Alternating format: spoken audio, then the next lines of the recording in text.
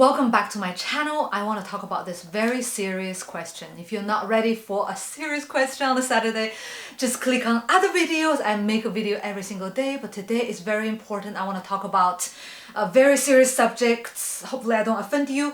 It's about the unsuccessful artists and the reasons and let's say the misconceptions evolved around this unsuccessful as an artist. I don't even know where to start. Let's start with two questions. If you're an artist and struggling to make the ends meet, what kind of questions do normally people ask you? Are you talented enough? Do you work hard enough? Do you have what it takes to become an artist? Hint, they don't think that you have what it takes to become successful. And now, if you are an 18-year-old little girl and you got raped or sexually assaulted, harassed, what do you think people normally ask you? It's sad but true. Normally people say, what were you wearing on that day? Do you think it's your skirt being too short? Or what did you say to that guy so he chose you, not other girls around you? You see, we have the culture of blame the victims, that it must be you are not good enough, so you become a victim. You didn't protect yourself enough, you were too slutty, you were asking for it. And this is so wrong in every single aspect. As an artist, if you are offended by putting you alongside with other victims, I'm sorry, but this is related. And I want to show you this exhibition that is called What Were You Wearing? It's held by an organization for prevention of sexual assault. And when I saw this exhibition a few years ago online, I was floored because it was so good and so touching. In this exhibition, they were showing the clothes that rape victims were wearing on that day, on that very occasion when they were raped. As you can see, that they were wearing trousers, t-shirts, and it's nothing fancy, slutty, beachy, that what people normally would assume that their skirts are too short. Sorry. No, they were not even wearing skirts. And now let's go back to why we think this way. After 10 years of searching for the answer, finally got the answer. And I think it's because in every single culture, we assume if you do good, good things will happen to you. If you work hard, money would come. If you do bad, you will be punished. And what if this is not true?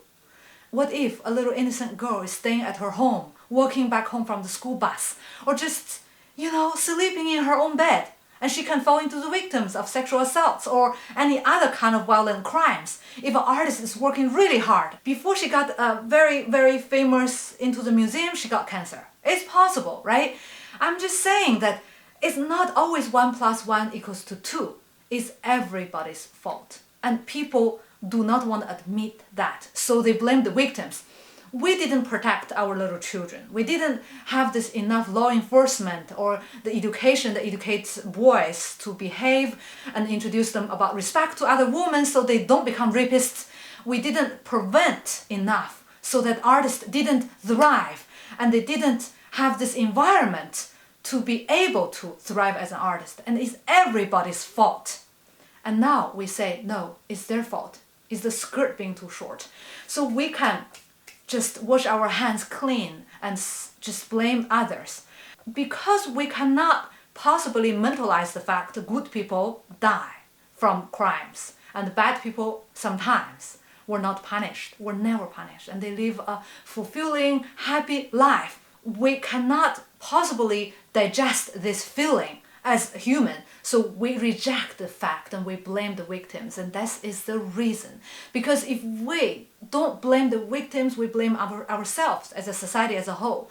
Whatever we believe would be turned down to zero, and it's not possible for the society to continue to exist, for us to continue to live a happy life. So we close our eyes and say, not my fault.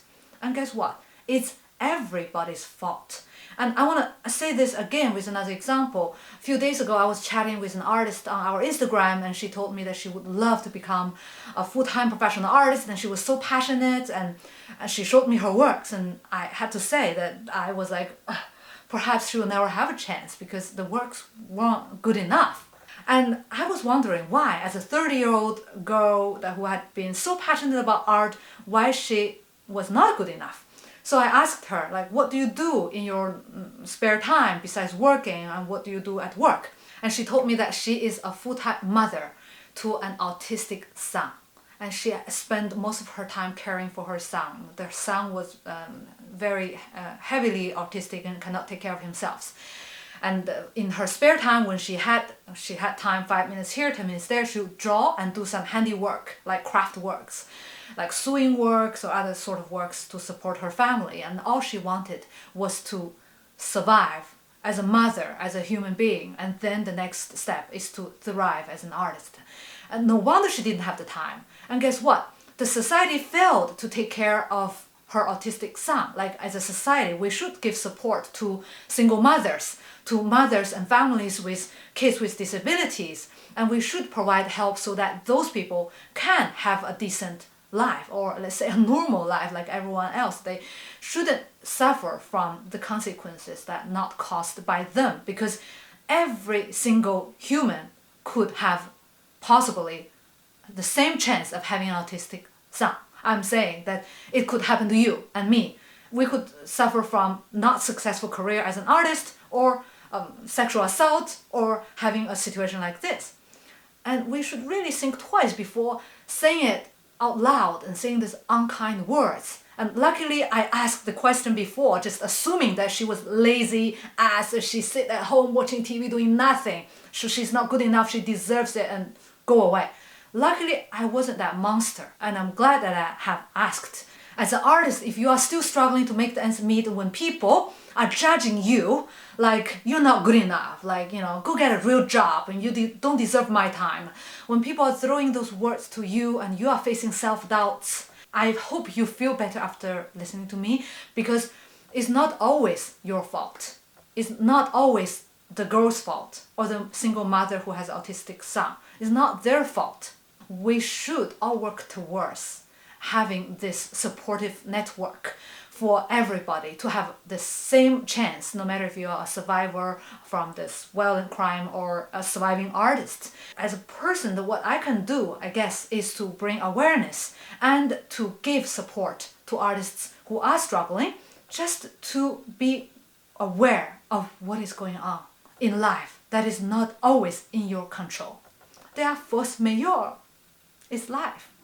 And that's all what I want to say today. I hope that I did not offend you. If you have other thoughts, leave me a comment below.